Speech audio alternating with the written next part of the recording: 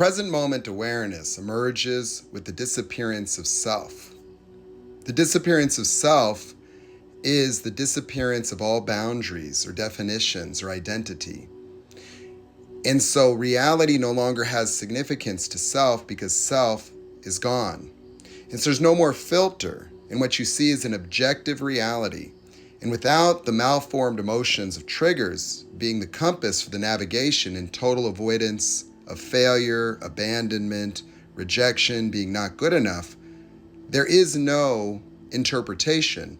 There's no subjective creation of meaning or significance of self or any selves for that matter.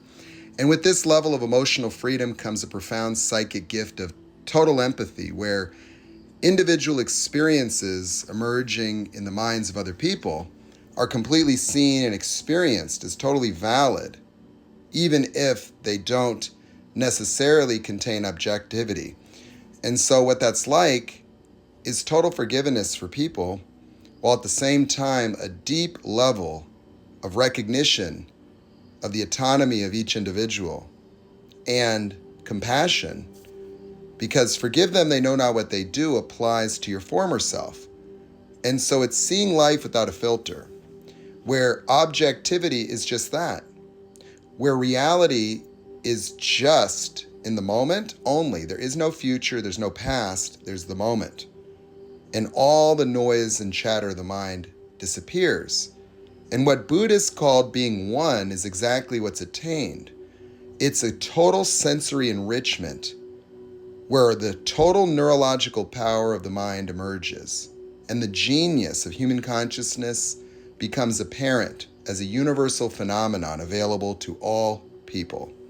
The kingdom of God, enlightenment, satori, nirvana, awakening, all synonymous with the neurological phenomenon when the subconscious and the momentary awareness of the person become unified, revealing a level of understanding that is total, where every single emotion subconscious to you and every single thing you visualized on a subconscious level as you navigated a world that you were disconnected from through the neurological impairments of fear, where your mind was prioritized upon your fixation of your own experience in the avoidance of failure and abandonment, you'll see that, but then you'll see and experience the normal emotions.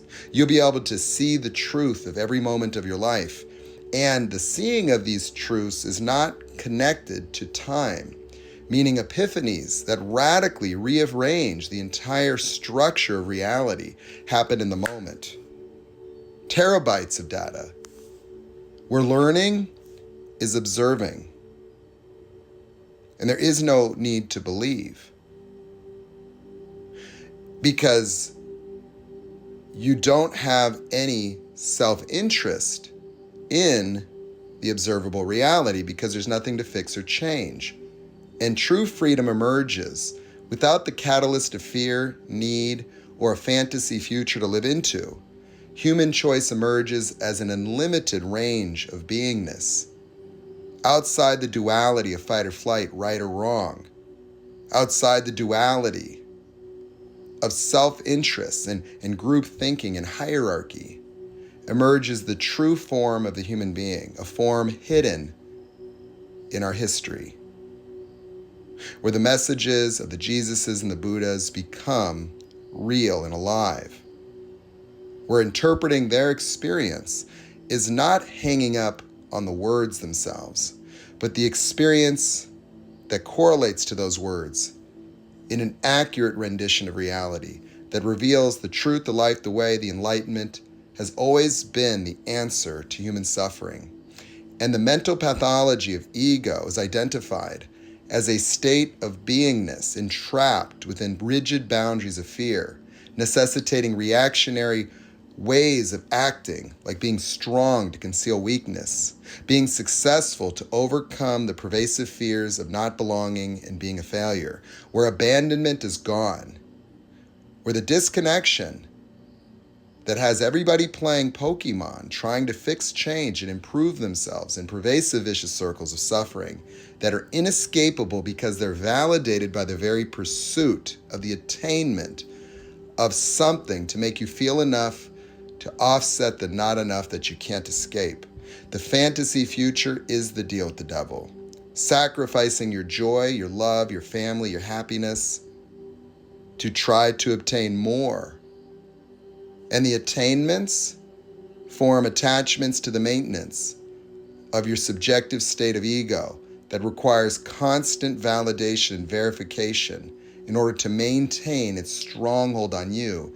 The ego necessitates its residency in your mind by propagating childlike fear that you believe has something to do with life, when life and what's true and real have always and will always exist independent of belief and dogma, where negotiating with reality is the fool's gold of ego, thinking that your small mind could actually obtain the truth by creating it in words, where words were invented by human beings to communicate, where to commune would be for your experience to be alive and real within mine, and vice versa, where there is no right and wrong about the truth of your experience. The question is the experience true? Because it may be true that you feel broken. It may be true that you experience being not enough.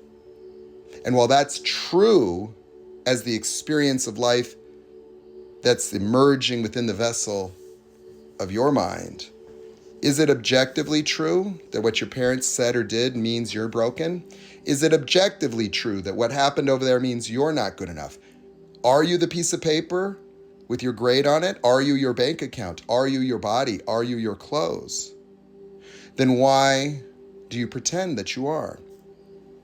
Why would you feel like less of a man with less money? Or more of a man with more? Why would you feel more important than somebody else based on your social status? Why would you feel better through the attainment of an object? Why would you need that? And where do these needs come from? Are your needs not the antithesis of your fears? Do you not need love to escape the experience of being unlovable? Do you not need success to escape the experience of failure? Do you not need someone there to escape the aloneness? Do you not feel misunderstood, and so you need to explain yourself to gain the acceptance for what you yourself can't accept? You tell yourself to love yourself first, but what's in the way already? You think you need more things to love yourself? Do you think you need to be more successful in this system that's going to crash to have the evidence of your worthiness? So you want something to overcome the worthlessness. So do you think that your worth is your ability to generate validation coupons in a system that indebted you to make billionaires? Do you need their approval to be yourself? Do you need the comfort of knowing you can't fail before you try? Why do you need to believe in yourself? And what is it that you are believing in anyway? Are you believing in the opposite of the emotional states that you're trying to escape in order to catalyze yourself to hurdle your way through the fear that you projected? Did the not good enough come from light and sound? Or did it come from your mind, transforming light and sound into the emotion of not good enough as a neurological phenomenon? What is it that triggers your fear of failure and abandonment and disappointment? And why would you fear disappointing somebody like you fear death? Why would you consider your life to be over because somebody said something about you? And when this is the way your mind works and the way that all minds work, and everybody's afraid of everybody else, don't you think it's a little odd that the same fear that dominates you and has you cower is the same fear that has them cower, and everybody's projecting onto everybody else because the weakness of someone else only reminds them of their own? Why would you be so intolerant of people, knowing what you know about your own experience? Unless, of course, you made the mistake of thinking that I'm not good enough has something to do with someone other than yourself. It doesn't matter what they said. It doesn't matter what they did. What matters is what you said and what you do.